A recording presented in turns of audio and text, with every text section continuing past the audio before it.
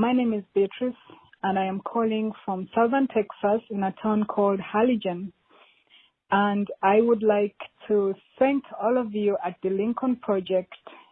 This was my very first time to vote. I am an immigrant, and what an exciting time, and what a blessed time. I don't necessarily have a question. I just have a heart of gratefulness. My husband and I voted differently, but on the topic that is going on today, I just want to encourage people that I just really avoid to discuss the politics, and I see that it works between me and my husband, because anytime that I try, it just, seems to create a wedge, whether it's between him or my friends from the church. So it's not a question, but it's really to encourage people there that are having issues, but also mainly to thank all of you at the Lincoln Project. I am so blessed with the work that you're doing. Thank you, thank you, thank you.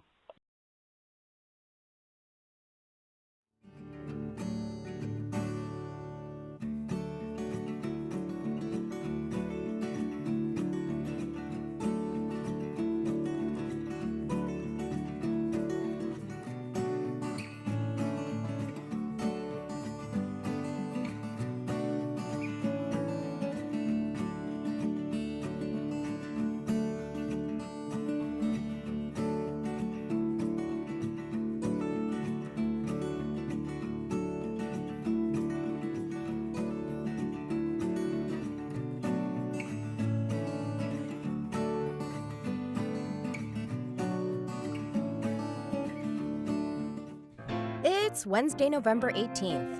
We're not tired of all this winning, are you?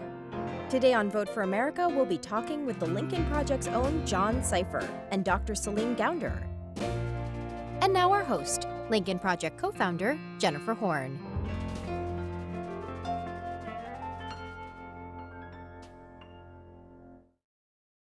And welcome back to LPTV and Vote for America. We are so happy that you are with us today. It's great to be here. Only 63 days until Joe Biden is sworn in as the next president of the United States. How's that for some good news to focus on as we look forward to the days ahead?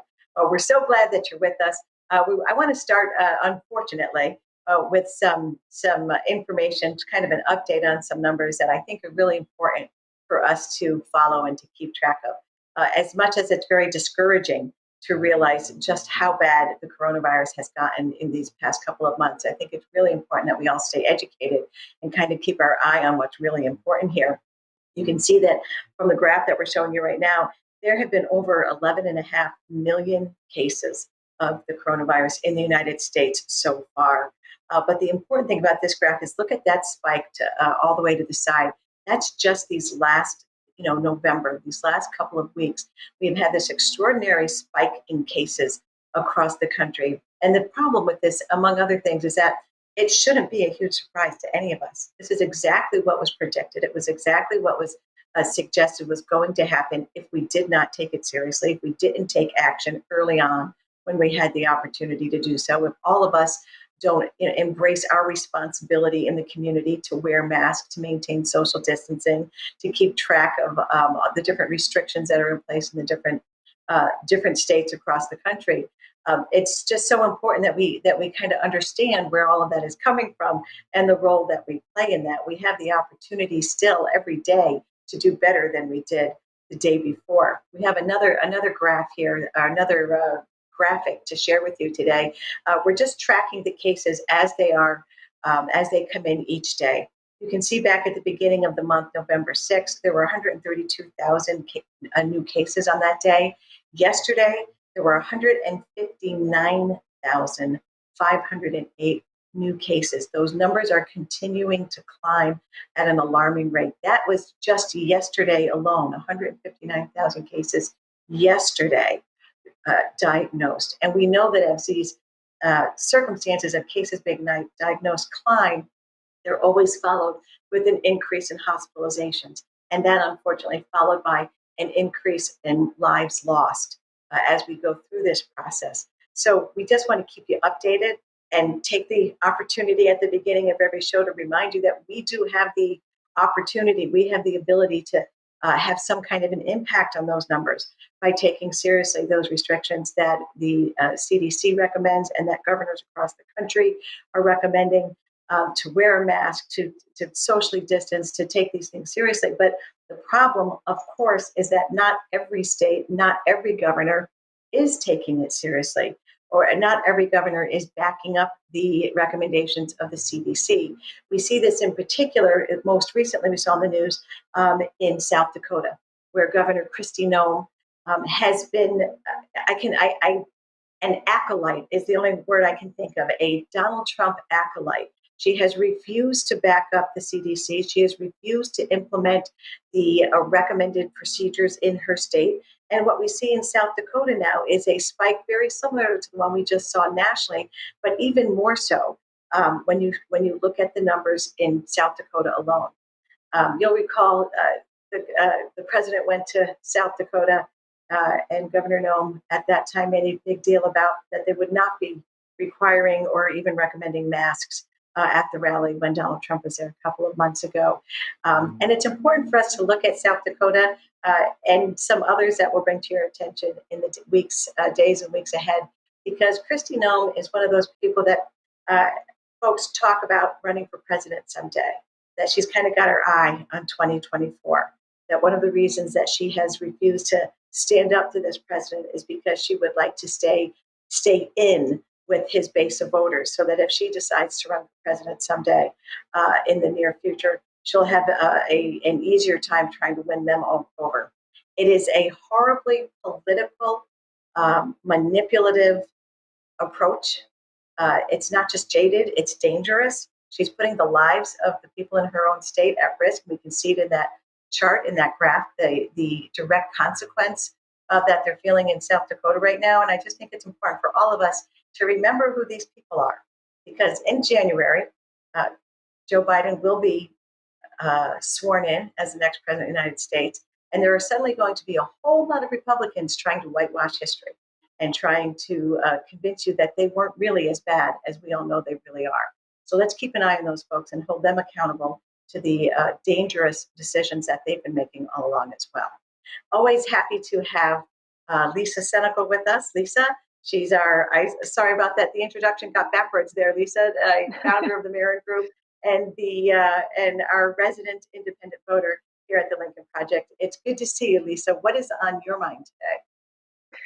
Good to see you too. Well, obviously those numbers are on my mind. It's just staggering what we're seeing happen across the country.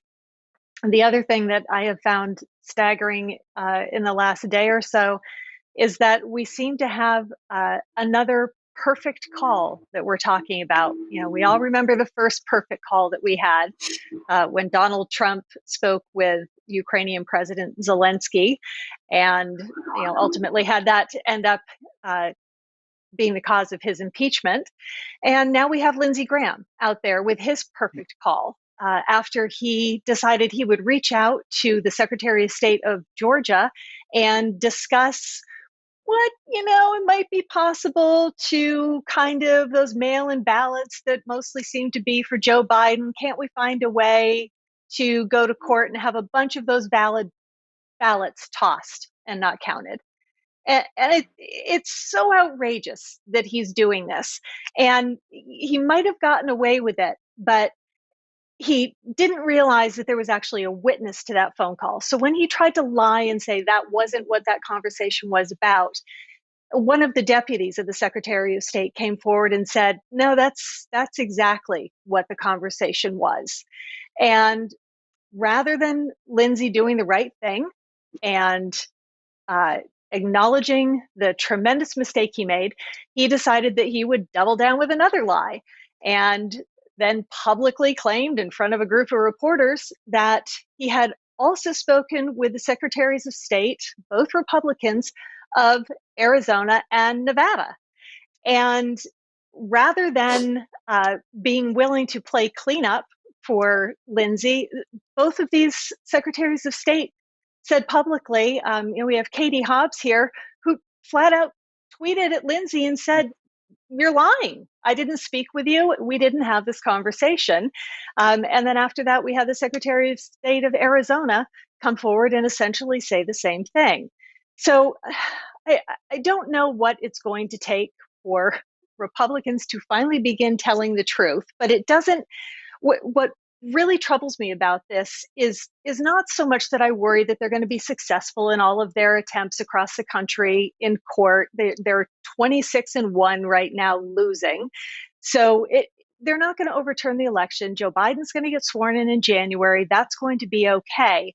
But they're undermining Americans' faith in our democratic elections. And the next election that's going to happen is in this same state. We're back in Georgia with the Secretary of State that Lindsey Graham just tried to get to lie and toss out valid ballots. And now we have 2 Senate races that are going on. They're runoff races. So, I encourage everyone across the country, support these 2 candidates in Georgia, Raphael Warnock and John Ossoff. That there is still time, if you live in Georgia, to register to vote. And certainly there is time to get mail-in ballots in. So support these 2. Someone like Lindsey Graham and the rest of the sycophants do not deserve to have control of the Senate. And this is an opportunity to snatch that control away and hopefully start getting something done for the American people. Well, the most important thing of what you were just talking about is that Lindsey Graham, when he did reach out to the Secretary of State in Georgia, he was asking that Secretary of State to find ways to disqualify good ballots, legally cast ballots. I mean, that's what goes to the heart of all this. And when we talk about the democracy being in danger, we know that our elections are the cornerstone of democracy. And that's the big problem right here. Lisa, I have a great story about Lindsey Graham that I'll tell you someday. I'm going to pass on it for today, but we'll let our listeners, someday when the time is right. I have a fun little Lindsey Graham, Donald Trump story to share that I think really kind of goes to the heart of who we've learned Lindsey Graham really is these days. But I think I might have seen you tweet something out about that. Yes, there was a tweet last night. The stories. It's more fun to tell the story in detail and add all the adjectives. But for another day, because I know, Lisa, that we have a great guest that our listeners are going to be particularly interested in today. I'm very excited about this first guest. Yeah, absolutely. I'm so excited that today we have Celine Gounder with us. She is a member of the Biden COVID-19 Advisory Board, and she is going to spend a little time with us today, giving us a sense of what is going on and what the future looks like. So she is a physician, an epidemiologist. She specializes in infectious disease and global health. I'm so excited. We have competent people who are going to be running this, and I would like to welcome Dr. Celine Gounder to our show. Hello, doctor. How are you? Good, thank you. Oh, thank you so much for joining us. We wanted to dive right in here and get a sense of there is not a smooth transition happening at this point between the Trump administration and the incoming Biden administration. So can you give us a sense of what you see being created as impediments to the effectiveness of what you folks are going to be able to do after January 20th? Yeah, I mean, the fact that the GSA, the General Services Administration, has still not ascertained the results of the election, has still not handed us the keys, so to speak, to the building where we can start to have these conversations with our counterparts who are currently in the administration is really a problem. Managing the response to a pandemic like this is a major logistical challenge. It's like jumping from one moving train to another. I mean, it's a serious Indiana Jones kind of maneuver that we're being asked to make on January 20th. And we know historically that these transition periods are very vulnerable periods for national security. We saw this, for example, in the months leading up to George W. Bush's inauguration. It was only several months later that we had the 9/11 attacks. So those transitions already lead to certain blind spots, just as the nature of people learning, getting up to speed on things. And so some of the things we're specifically interested in knowing include where everything is along the supply chain. It's sort of like knowing where your aircraft carriers and your tanks and your troops are in a war. We need to know the same. We need to know, exactly where personal protective equipment is, how easily it can be redeployed elsewhere. What about nurses? If we want to start scaling up vaccination in rural areas, for example, we're going to need a league of nurses who can be redeployed to those areas. Where are they at in planning for that? Where are they in negotiating contracts with pharmaceutical companies for purchase and deployment and distribution? There's a lot of really nuts and bolts details in this stuff that requires constant conversation with the different stakeholders involved, and we're simply not being included in those conversations right now. So, Dr. Gounder, you just made a great point about access to PPE and other types of, where are the nurses, where's the equipment, that sort of thing. In the past 8 or 10 months, as we've been going through all of this, the states have sort of been left to figure things out for themselves. I know in New Hampshire, for example, Governor Sununu negotiated the purchase of tens of thousands of face masks, for example, to be delivered directly to New Hampshire. Have you been able, and the rest of the commission, have you been able to communicate with the individual states, with the governors? And regardless of whether or not you have, what will be different? How will the Biden response look different than this kind of patchwork state by state response that we've all been dealing with so far? Well, you might remember Governor Cuomo in New York City comparing the current sourcing of personal protective equipment and ventilators and the like one giant eBay, where the states are competing with one another, which also drives up prices. What we really need is a nationally coordinated supply chain so that you can target the resources where they're needed most in the right quantities. One of the things I sort of just informally, I polled some of my colleagues and other healthcare workers on Twitter just to find out, did they have the masks they needed? How often were they getting them? I get 3 N95 masks per week, even now. It was really interesting to see the range of responses. There were clearly people working at very well-resourced facilities where they had as many as they wanted. And then you had people who were like, I barely get 1 mask a week, if that. And so there's a huge amount of patchiness, as you said, variability. And a lot of that has to do with who has whose ear, who has more money, more resources, and the political pull to get the resources they need. And that's not a scientific approach to this. We really need to be driven by where is the need. So how do we do that? We were just talking before you came on about we're seeing these spikes across the country, and there are clearly some states that are in much worse condition than other states are. How do we do that? Is it possible to have some sort of a federal plan, a federal approach to this? How do we get all those states cooperating with each other? If we've got thousands of masks in New Hampshire, but they need them in South Dakota, for example. Well, that's precisely the role of the federal government, is to be managing that supply chain. And that starts with having information. You need to know what you have on hand before you can decide how to distribute it, how to redeploy it. So, I think just that basic information needs to be shared with us now. So let's talk a little bit. The more I hear you talk about PPE, and that's just reminding me about masks, and masks have become this ridiculous political football in our country because of the way that Donald Trump has approached this whole thing. Like, it's a political statement. You're some big, brave warrior going out without a mask on and putting everybody else in the community at risk.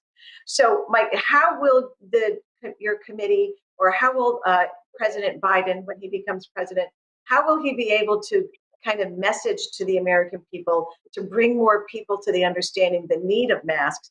And can you share with our listeners a little bit about why masks are such a big deal? Yeah, I agree with you. I think it's really unfortunate that masks have been politicized. It would be like politicizing toilet paper. It's a basic hygienic measure. It would be like saying, I'm a tough guy because I don't use toilet paper. I mean, that's ridiculous.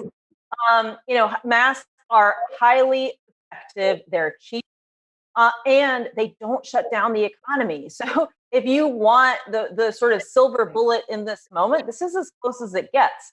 And it's highly effective in protecting you, the wearer. It's highly effective in protecting other people if you happen to be harboring the infection and maybe don't even realize it. So this is something that is going to be front and center among the things that we're pushing forward on. How do you get people to change their minds about this? Unfortunately, it has become really part of the culture wars. It has become a social, political, tribal symbol, and that is going to mean really reaching out to people from the communities that where there still are these beliefs, identifying people who are either political or cultural or social religious leaders from communities, arming them with the science and empowering them to go out and speak, but then letting them be the messenger. Because if I go out to rural South Dakota and I say, wear a mask, that's not going to get through. It needs to be people they already trust. And so identifying people who they trust but are willing to work with us. I mean, that's certainly going to be a challenge, but that is a challenge that we do need to undertake in order to address this problem. And is a mask mandate part of the plan? Like, that's it, we should all accept it? Are there metrics that you are going to feed whether or not the president-elect goes with the mask mandate? What's kind of the data or the thought process behind that? Well, and I think you have to remember, where can the federal government mandate a mask? They can't do a blanket national mandate, and I'm not even sure how you would enforce that. But there are certain places, for example, federal buildings, on airplanes, during interstate travel, that sort of thing. And I think it makes sense to mandate masks on an airplane. I think at the state level, there's going to be a lot of conversation with governors. A lot of this will come down to what the governors are willing to do. But setting the idea of a mandate aside, I think it is important to recognize Americans are actually getting better at wearing masks. If you look at the latest surveys, over 90% of Americans wear masks at least some of the time. They don't do it all the time. They don't do it perfectly, but they're getting better. And it's only really a very vocal minority of people who are truly intransigent on this issue. And so we're going to keep really trying to encourage people, trying to make it a social norm. I think that is the carrot, so to speak, is far more effective than the stick in a situation like this. Yeah, I like that you're taking that approach to it, because to your point, there are a small group who are just really entrenched with this anti-mask mentality. Um, so, talk to me a little bit, as you were saying, talking about the mask and everything just now. What are we looking at? Do we know? Do we have a good sense of what we're looking at as a timeline? Is it another year of us really being, kind of careful with masks and social distancing? Is there a possibility it could be less than that? Or do you have a sense, or do you even have the information you would need to have a sense of how long a timeline, how long the timeline is when we're talking about things like masks and mandates? Yeah, and a lot of this hinges on how quickly we can scale up vaccinations. I mean, as we know, we have two really what appear to be very good, effective, safe vaccines: the Pfizer vaccine and the Moderna vaccine. They're currently starting the process to get emergency use authorization. I fully anticipate that will happen in the coming weeks, and that we'll start to see, in particular, frontline healthcare workers, other essential workers, people who are at extremely high risk of COVID and severe disease and death from that. So that would be people living in nursing homes, for example. And then also communities of color that have been hit especially hard. I think those are going to be the folks in the first tier. I think for the general public, you're looking at April or May before we really start to vaccinate the general public. And it'll take months beyond that before you're really able to reach most people. So it is still a long tunnel. There is a light at the end of the tunnel, but there is still a long tunnel ahead of us. But in the meantime, I think it is important to recognize that things like masks, social distancing, spending more time outdoors if you're around people outside your household bubble versus indoors, getting tested. And if a contact tracer calls you up to work with them, to collaborate with them, because they're just trying to get information to help you and your community control this. I think those things are going to remain really important. But remember that if you do those things, you're going to be yourself saving lives. You become one of those frontline healthcare providers by doing that. And then once the vaccine comes, those lives you help save, those lives stay saved. So, there's really something concrete that we're each and every one of us contributing, pitching in and doing these things. So, Dr. Gounder, we have obviously the holidays coming up, and there are a lot of different ideas that people are having about what they're going to do. And I think people start to feel as though, oh, I'm the safe one. I know I haven't been exposed. I haven't been doing these things. And a lot of people start making exceptions for themselves as though they are so much less susceptible. And you get a critical mass of people who are behaving that way. And Thanksgiving and the rest of the holidays are a horror show for our country. So what kind of last advice can you give to the American people about what they need to be doing to keep themselves and their family members and their communities safe as we move into the holidays and indoors for the duration? So I actually published an op-ed on this on CNN.com last week. So if you're interested in more detail than what I can provide here, I would refer your listeners and your audience to that. But I think it's going to depend on the family. Me personally, my family, this is going to be celebrating within our own household bubbles. I have family in Texas, in California, in Washington. We're going to be celebrating together virtually. But that's not possible for every family. Some families don't have the computers and broadband access necessary to do that. These are the families that have had to park out near McDonald's just so their kids can access Wi-Fi to do their homework. So I think it's important to recognize there are people in that situation. There are others who are just so desperate to celebrate and to commiserate what's been so tough this year that they're just simply not up to doing this virtually, and empathize with that. I think this is a moment where we can be creative. Maybe it's not Thanksgiving dinner around the table. Maybe it's a family hike outside and a picnic outside. Maybe it's gathering around a fire pit in the backyard and everybody is 6 feet apart. I think there are a lot of things we can do to deal with this.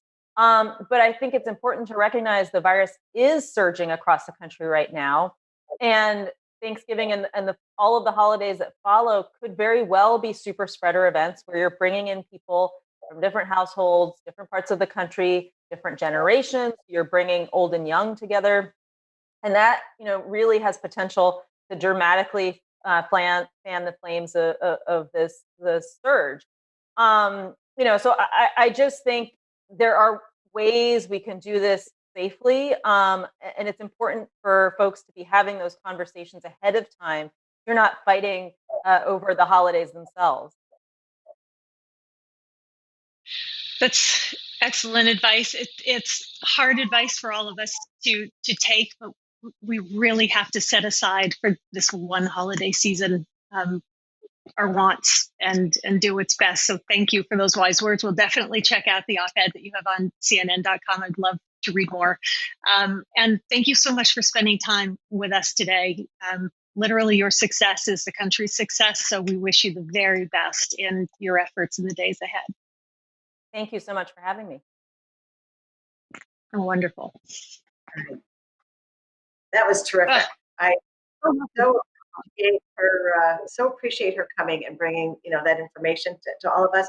And as the two of you were talking about holidays, and this just has to look a little bit different than the holidays in the past. And made me think about my own family. Thanksgiving, for a lot of families, Christmas is the big holiday. In our family, it's Thanksgiving. And my dad's side of the family, we've always come together. I'm 56 years old. I have had Thanksgiving with my dad and my family for all except one of my 56 years.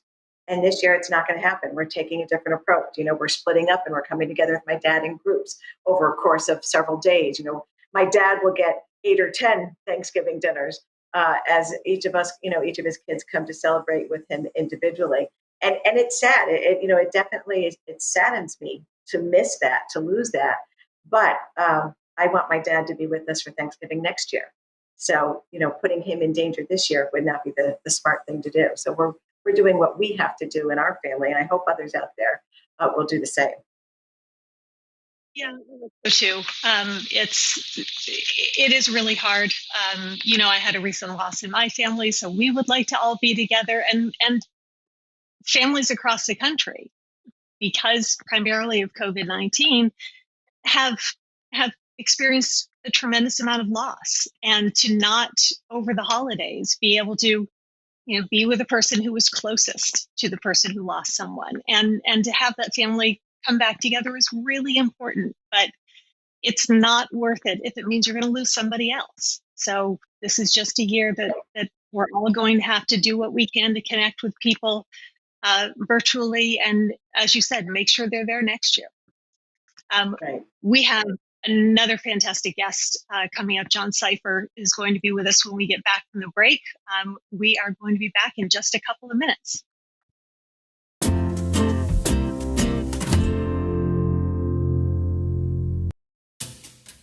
First, they fought to birth a democracy. Then generations fought and died to defend democracy. In 2020, Americans voted. Joe Biden was elected president, with the most votes ever cast for a president in U.S. history. But still, most Republican leaders are refusing to accept the outcome of the democratic process. It's shameful, cowardly, and un-American. Across the globe, our enemies attack America by saying we really aren't a democracy. Now, Republicans are acting like Russia, Iran, North Korea, China. Are these Republicans not Americans? If a president wasn't elected legally, then no one was elected legally. Call your Republican officials and tell them to start acting like Americans and support democracy. The question in 2020 was America or Trump. America won. It's time for Republicans to put America first. The Lincoln Project is responsible for the content of this advertising. The Lincoln Project is responsible for the content of this advertising.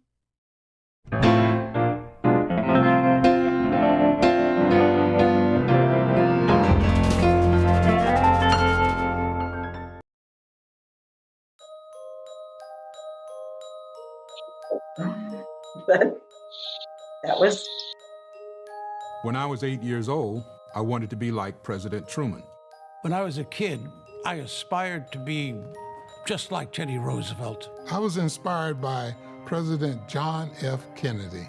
I'd say the guy who really stood out in my mind was President Lincoln. When I was a young woman, I wanted to be like Ronald Reagan. It was my grandma who told me when I was a little kid that the best thing to do was to be nice to other people. And he set the example for that I still live by. This is my main man, Washington. I chose him because he's an original, and I'm the original too, When I grow up, I want to be just like President Obama. President Obama inspires me. Teddy Roosevelt. Thomas Jefferson. Ronald Reagan. John F. Kennedy. When I was a kid, I idolized Thomas Jefferson. I wrote a pretty good paper in the 6th grade about him. Very dignified. Humble. He was a diplomat. He didn't make you feel less than. This is a guy who fought for the rights of children, fought for the rights of women. He was principled. A man who people wanted to be like. I think he was a good role model. When I grow up, I want to be just like. The Lincoln Project is responsible for the content of this advertising.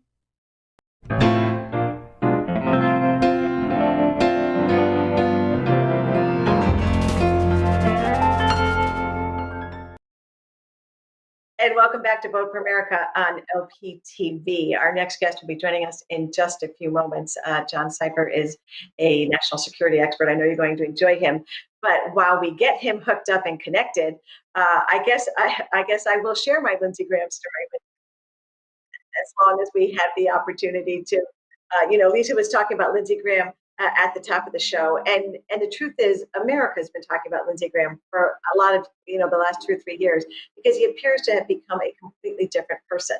Back in 2016, when he was running for president, he was one of the 17, Republicans who were running for president, and I was chairman in New Hampshire, which is the first in the nation primary state, as we're very proud to say so often. And so I got to spend a little bit of time with Senator Graham, got to know him a little bit, and I particularly admired him because, like John McCain, his good friend, he was very assertive in his messaging against Donald Trump. He spoke up. He was clear. He was consistent. He warned the Republican Party and the American people of exactly what would happen if they elected Donald Trump. And I would say that everything he warned and then some has certainly proven to be true. But I got into a little bit of trouble in that cycle.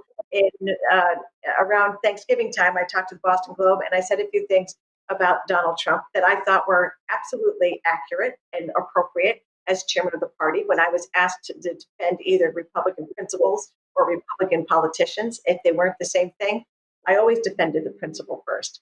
And that's what I did. And I got a lot of blowback from activists and from others who supported the president. And I ran into Senator Graham in December. He was we were both at a Christmas party out in Keene, New Hampshire, an annual event out there for Republicans.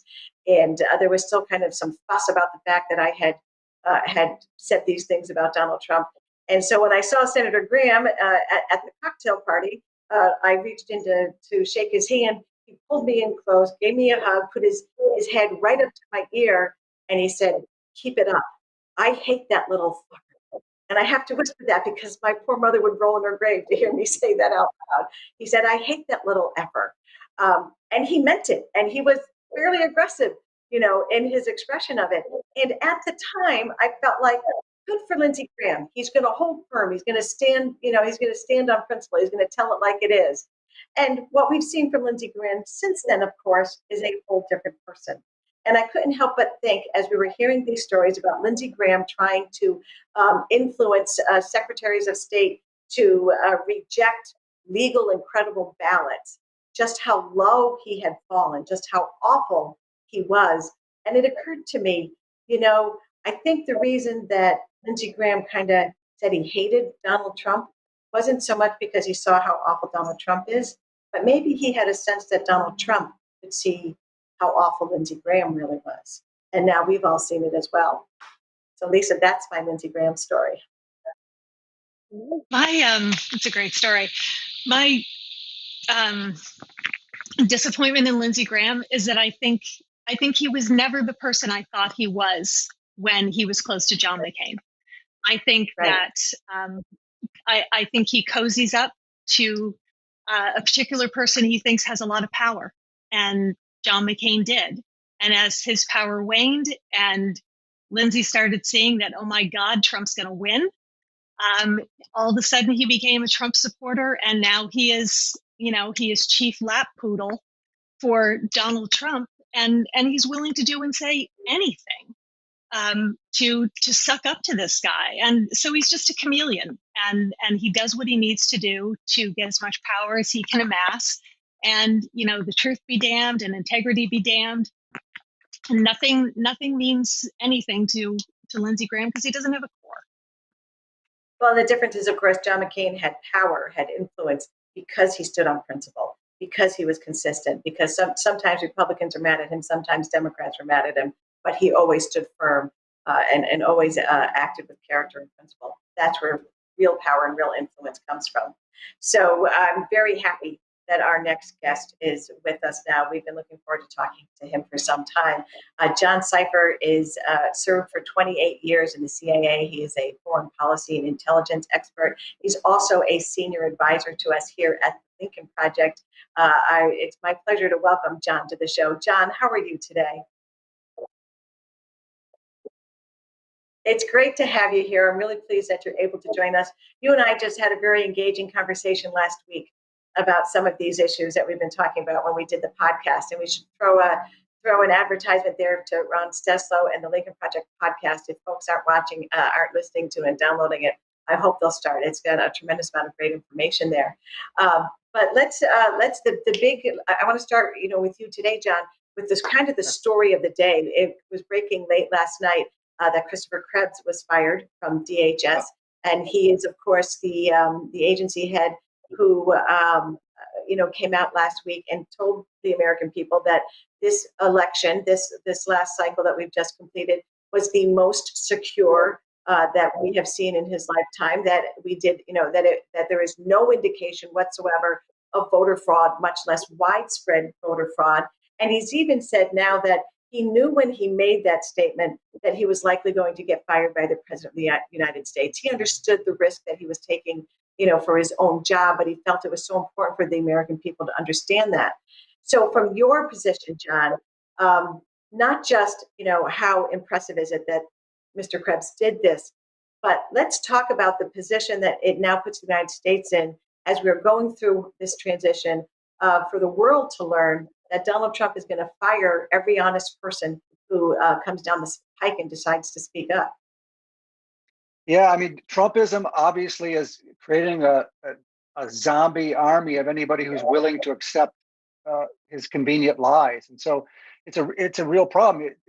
For Trumpism to work and for him to continue with these sort of followers, he has to continue to lie, and it has to sort of be this post-truth world. And so, if you're a public servant and you're an honorable person, and you've been tasked to deal with the security of our election or the security of our infrastructure, you're really put in a bad position. Either you compromise yourself and play Trump's game, and then from then on you're essentially tainted as a made man, or you realize that your oath is to the Constitution and you tell the truth. And people like Chris Krebs, and obviously we lost the Secretary of Defense Esper recently, and a number of others, and likely to perhaps lose the FBI Director Wray and CIA Director Haspel.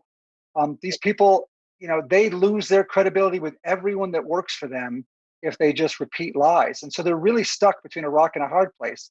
If Trump insists that you lie for him, you can do that, but you're only playing them to one person, and everybody below you, you've lost complete credibility with. So, good on Chris Krebs for saying the truth, even though he knew it would get him fired.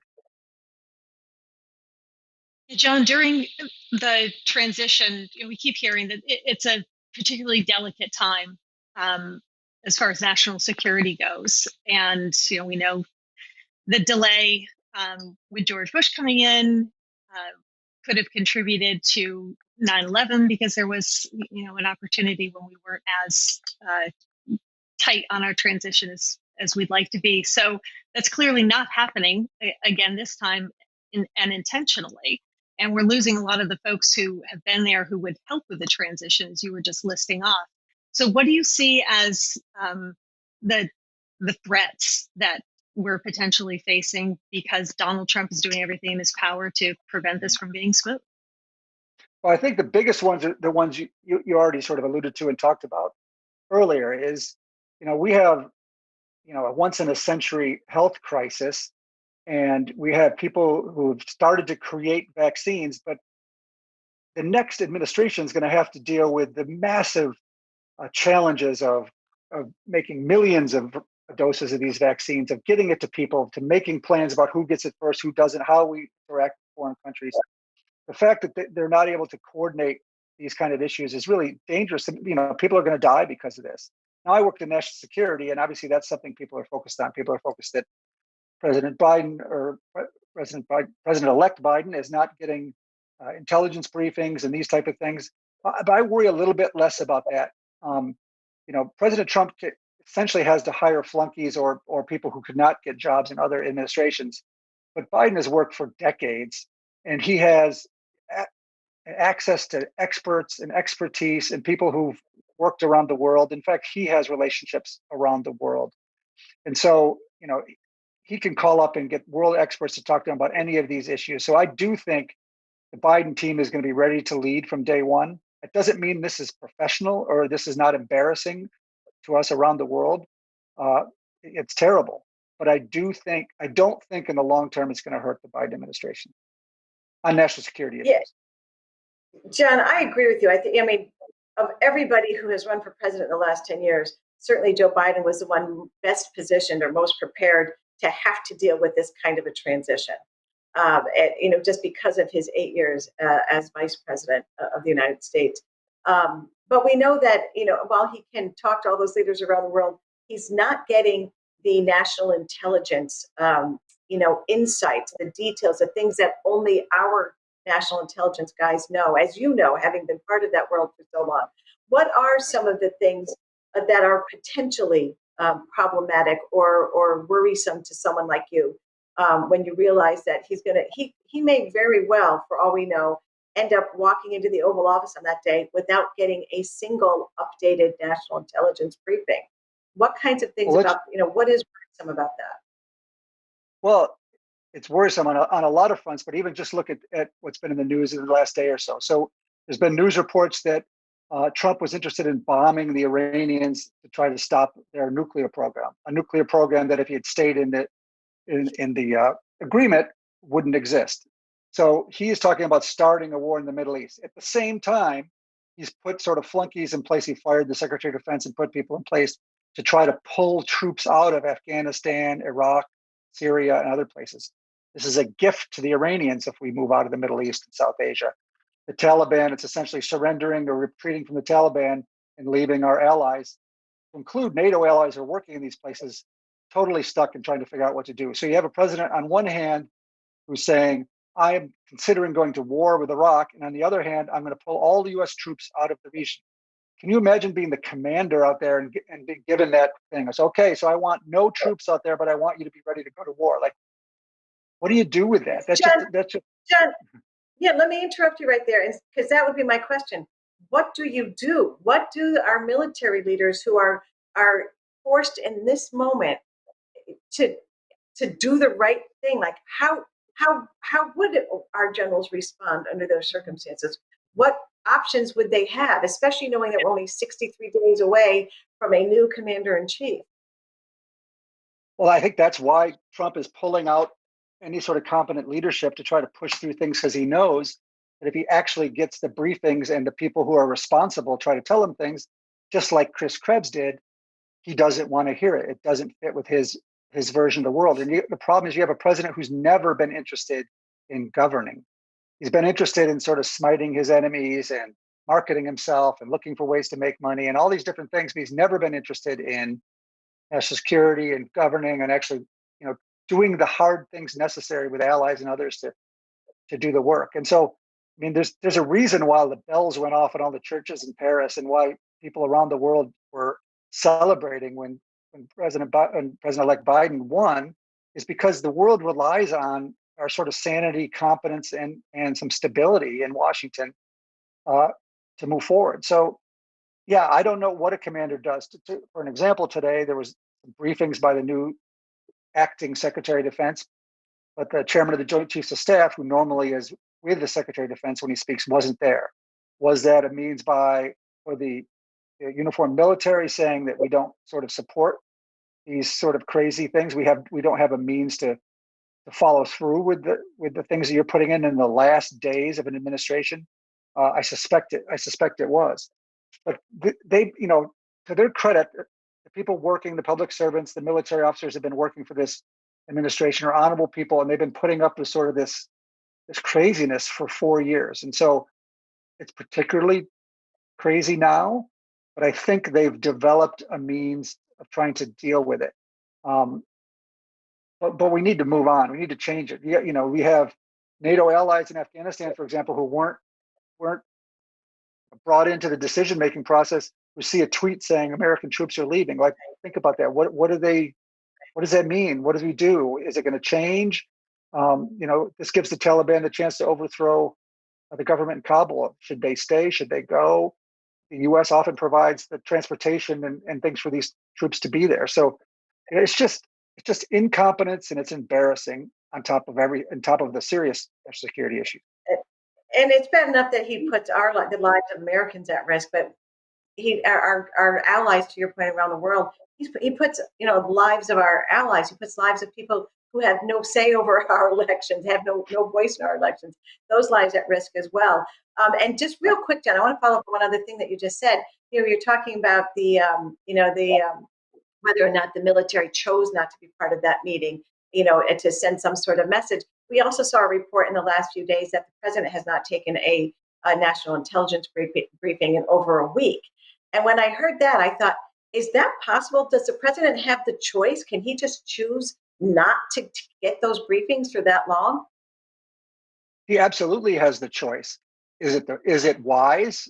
Certainly it's not wise, but he has created a bubble of sort of craziness around himself where he wants to hear what he already believes to be true. So that's why he puts people like Ratcliffe and Grinnell and these people in those positions, is because those people will do his bidding. They will suck up to him and say what he needs to be said, or try to cherry pick information to make him happy, rather than, do the hard things necessary, to prepare a president to defend the country. So when I was in the intelligence agency, the one thing we always talked about is, intelligence is just part of the process. It's part of the information that comes to policymakers and presidents to help them make decisions. It doesn't define those decisions.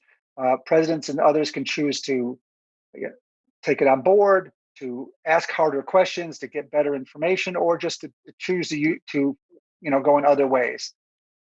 And so we don't expect that our intelligence will necessarily be acted upon or even be liked, but mature leaders understand that sometimes you make policy and the information you get doesn't mesh with that policy, and big boys have to learn how to deal with that and realize their job is to protect the American people, not to sort of just please themselves or their little tribe of followers. And so Trump is so deep into that sort of his zombie world that he'd rather hear what he wants to hear than hear the truth. And in fact, it's probably easier now for the intelligence community to have to worry about briefing him on stuff that he might take advantage of or leak or tell other people. So it's bizarro world for sure.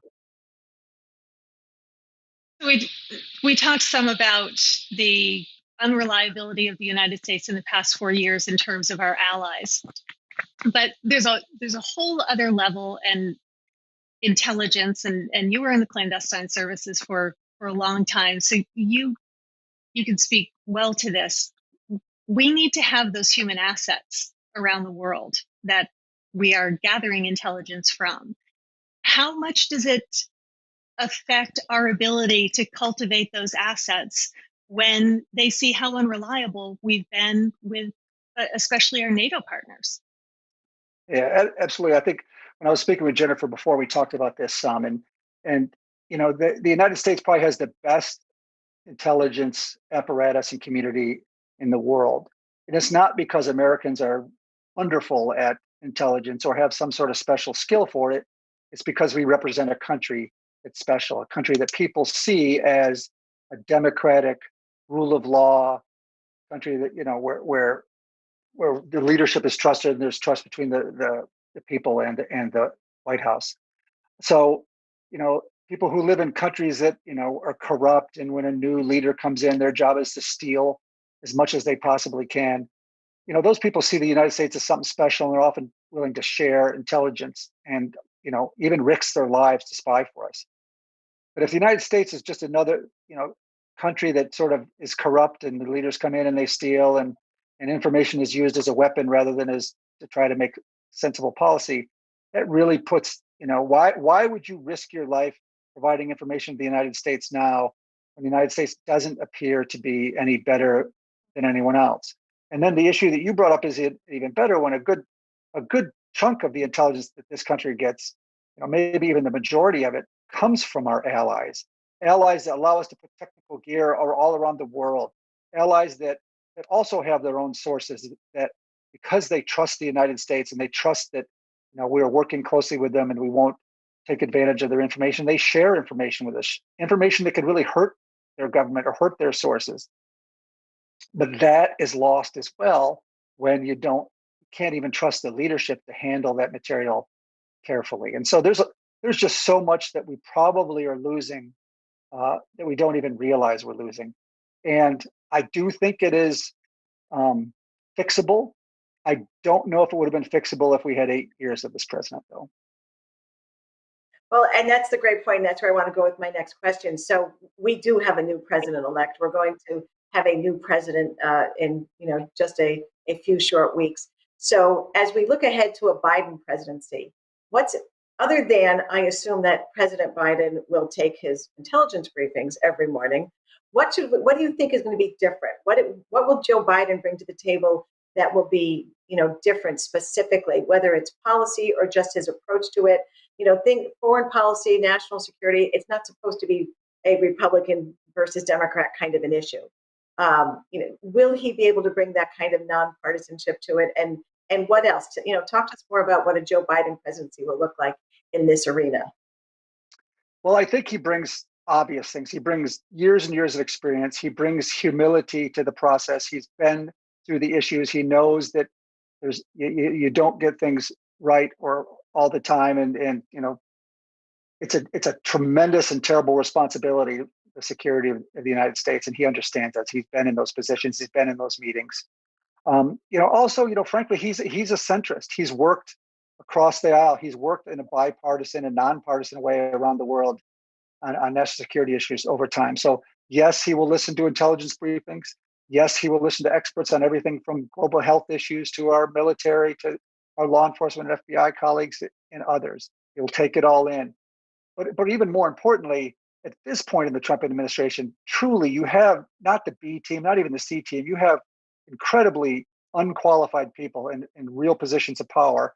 And more than just being unqualified, they see themselves as, as sort of Trump's political weapons to try to please him and do things for him to attack his enemies, as sort of politics of grievance. And so what Biden brings is, like when I mentioned humility, he has the humility that he will hire people smarter than he is. He will hire experts. He doesn't have to, in every meeting, thinks that he knows all the answers ahead of time and he's the smartest guy in the room. And he's not going to lecture to people and tell them, things that he thinks they know, like President Trump does. And so President Trump has just gone so far down this rabbit hole that I don't think people can get information to him, and nor has he been interested in using this massive, the most powerful and wide-ranging government in the world of experts, expertise, and expensive intelligence service and other things for him to try to better himself and to make better policy.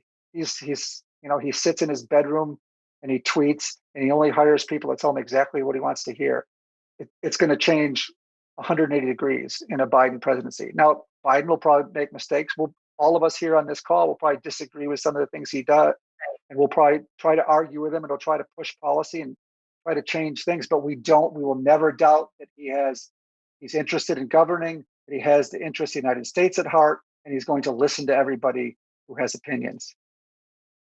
That is the perfect wrap up, John. A reason to be optimistic, more reasons for us to be optimistic as we look to the future of our country. Thank you so much for being with us today, John. John Sipher, 28 years with the CIA and a senior advisor to the Lincoln Project. Great to have you, John. Have a terrific week. Thanks, Jennifer. Appreciate it. Thank you so much.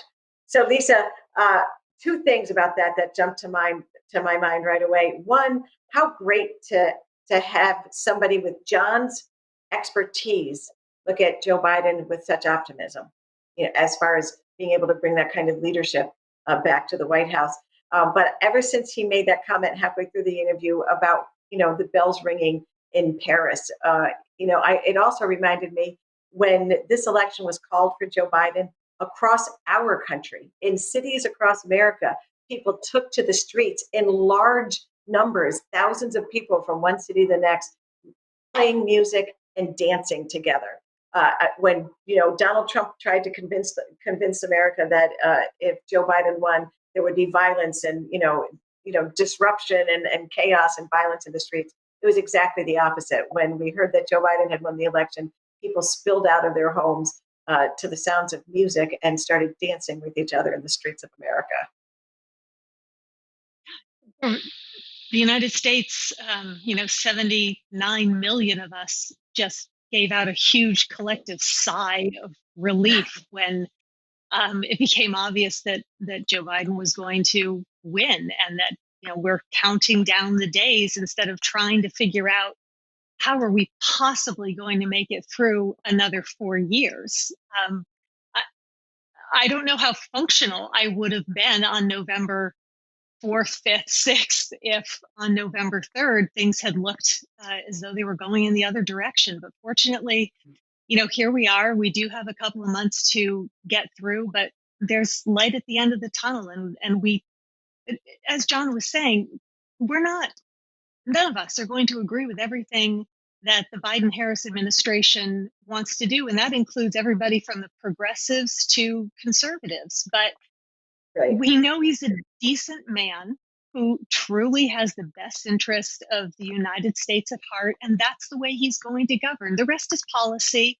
And we've always disagreed on that. But Donald Trump was the first president that we ever had that I truly worried for the country and didn't believe that we had someone in the Oval Office who cared deeply about the American people and about the American democracy and our place in the world.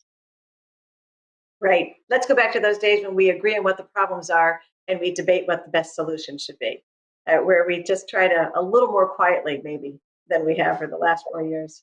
Lisa, thank you so much for being with us again today. Show. Those were two phenomenal guests, and really happy we had a chance to speak with both of them. We also want to make sure that we are continuing to hear the voices of the people out there who are watching this show. Please continue to tweet us at #AskVoteForAmerica with questions and concerns that you have, things that you'd like to learn more about through this show, and just keep it coming. We do read all of them. And we'll definitely be using that either directly what you're saying or to help shape the content that we're providing to you. So thank you for being such a vocal group of folks out there watching. We appreciate the engagement and look forward to hearing from you. Thank you so much. I look forward to having you back, being with you again, Lisa. Enjoy your day. And of course, we also want to thank our guests, John Sipher and Dr. Gounder, both fascinating, both people, I think, that we should have back again in the future.